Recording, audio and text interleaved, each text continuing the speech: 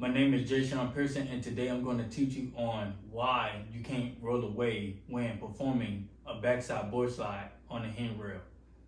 The reason why you can't roll away when performing that trick is because you're not turning your shoulders back around the direction that you're going when you're trying to come off the rail.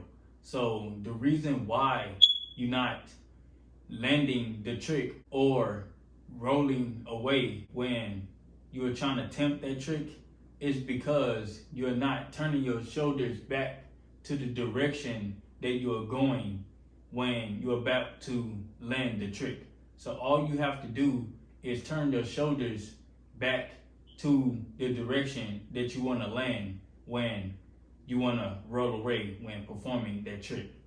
But if you keep your shoulders on the direction that you are popping on the rail, you will attempt to land in the same direction that your shoulders is going. When you keep your shoulders in that direction when you pop on the rail and you're trying to come off the rail, if your shoulders stay like that, you won't be able to roll away when performing that trick. So you have to change your shoulder direction so you can roll away when performing a backside board slide on the handrail. So all you gotta do is change your shoulders like that when you performing that trick.